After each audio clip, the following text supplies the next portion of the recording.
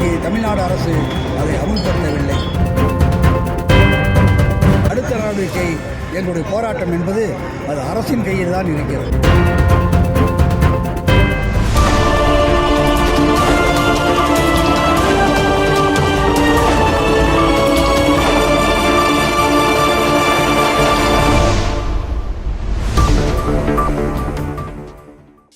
சேலம் புதிய பேருந்து நிலையம் அருகில் CITU சார்பில் தொழிலாளர் கழகங்களை பாதுகாக்கவும், பணியில் உள்ள மற்றும் ஓய்வு பெற்ற ஊழியர்களின் அடிப்படை பிரச்சனையை சரி செய்ய வேண்டும் எனவும் வலியுறுத்தி உண்ணாவிரத போராட்டம் நடைபெற்றது. இதுகுறித்து CITUவின் மாவட்ட துறை தலைவரிடம் பேசிய போது அவர் கூறியதாவது: இன்றைக்கு தமிழ்நாடு முழுவதும் 100 மையங்களில் இந்த உண்ணாவிரதம் நடைபெற்றுக் கொண்டிருக்கின்றன.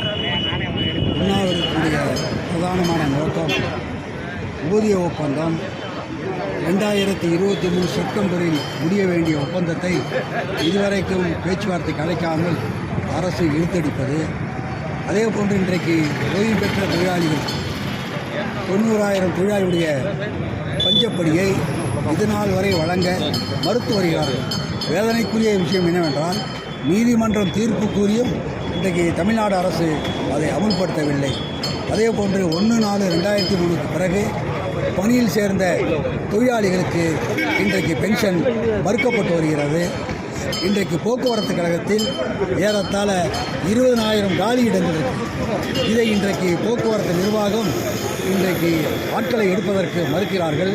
அதே நேரத்தில் இன்றைக்கு கான்ட்ராக்ட் என்ற பெயரால் இன்றைக்கு ஆட்களை எடுக்கிறார்கள். இது மக்களுக்கும் தொழிலாளிக்கும் ஒரு மிகப்பெரிய ஆபத்து. இது ஒரு போக்குவரத்து துறை. இதிலே பணி செய்யக்கூடிய தொழிலாளிகளை முறையாக அவர்கள் ஆளை எடுப்பதற்கு பதிலாக இன்றைக்கு கான்ட்ராக்ட் என்ற பெயரால் தொழிலே தெரியாதவர்களை இன்றைக்கு எடுப்பது மக்களுக்கு ஆபத்து. இதை உடனடியாக தடுக்க வேண்டும். வரவுக்கும் செலவுக்கும் உள்ள செலவை அரசு ஏற்றுக்கொள்ள வேண்டும்.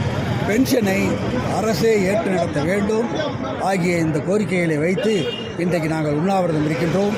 அரசு உடனடியாக பேச்சுவார்த்தைக்கு அழைத்து பேசுமாறு கேட்டுக்கொள்கிறோம். அடுத்த நடவடிக்கை எங்களுடைய போராட்டம் என்பது அது அரசின் கையில் தான் இருக்கிறது. இதில் போக்குவரத்து கழகங்களுக்காக கடந்த 2 ஆண்டுகளாக எந்த நிதியும் ஒதுக்கவில்லை. அதோடு ஓய்வு பெற்ற தொழிலாளர்களுக்கு அரசு 18 மாத காலமாக ஓய்வு கால பலன்களை வழங்கவில்லை. இதனால் தொடர்ந்து 24 மணி நேரம் தமிழ்நாடு முழுக்க 100 மையங்களில் உண்ணாவிரத போராட்டம் நடக்கும் என மாவட்ட துறை தலைவர் SK தியாகராஜன் தெரிவித்துள்ளார்.